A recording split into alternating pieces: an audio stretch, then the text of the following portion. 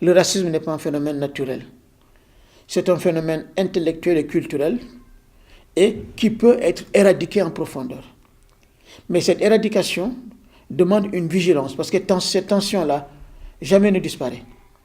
Et donc, le grand défi de tous les endroits, les lieux, villes, pays, cités, quartiers, où des gens se retrouvent dans la diversité ethnique, culturelle ou religieuse, c'est de faire ensemble, de faire en sorte, et ça c'est ce que beaucoup de gouvernements n'ont pas réussi à faire, à la fois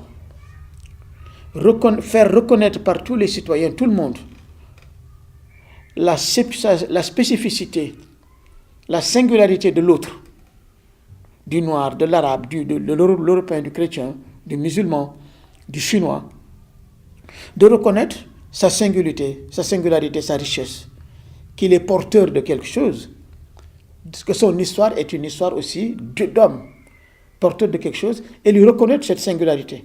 Mais en même temps qu'on lui reconnaît cette singularité, si on ne fait que l'enfermer dans cette singularité, on crée des identités ghetto. Le noir ne se voit que noir, le juif comme juif, le chrétien comme chrétien, le musulman comme musulman.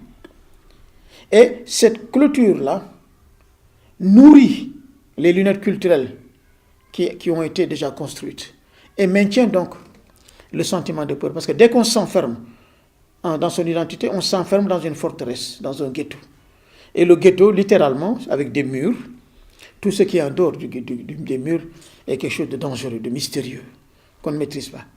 Donc, tout le travail qui doit être un travail permanent de la société, de toutes les sociétés, c'est à la fois de reconnaître, de faire en sorte que l'Africain, par exemple, qui vit en France, qu'on le reconnaisse comme venant qu'il est africain, qu'il ne vient pas du cosmos, qu'il est porteur de civilisation, de valeurs, de manière d'être, d'aimer, de sentir, de danser, de chanter, de regarder le ciel, d'avoir ses émotions. Et que tout ça, il l'a porté pendant des siècles et qu'il est porteur de cela. Lui reconnaître cela, comme la fleur dans un jardin, la rose ou le pécunia, etc.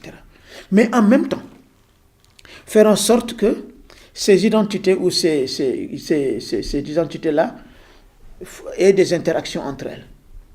C'est toute la dialectique de l'unité et de la diversité.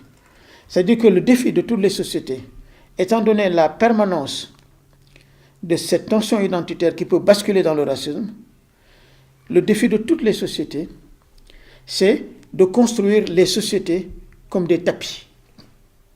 Le tapis c'est la société, dans son ensemble. Mais chaque fil du tapis est une spécificité, une communauté, religieuse, ethnique ou culturelle. Et on sait que c'est seulement dans un tapis, quand chaque fil est solide et beau, comme les tapis persans qui n'ont pas la même couleur, c'est à ce moment-là que le tapis est beau. Et donc, cette notion-là, elle est vraiment extrêmement importante. Ce qui nous ramène à ce rôle extrêmement important de l'éducation. L'éducation dont je parle, c'est l'éducation à la diversité. C'est l'éducation qui apprend à l'homme, à l'enfant, à la fois à reconnaître l'autre dans sa singularité, mais aussi son lien à l'autre en profondeur. Et cette éducation n'est pas seulement un savoir qu'on transmet, qu'on enseigne à l'école. Et donc, c'est tous les aspects de la société qui doivent faire partie prenante dans cette éducation globale à la diversité, qui n'est en fin de compte que l'éducation à l'humanité. Chez moi, par exemple, au Sénégal, on nous enseigne ça très tôt.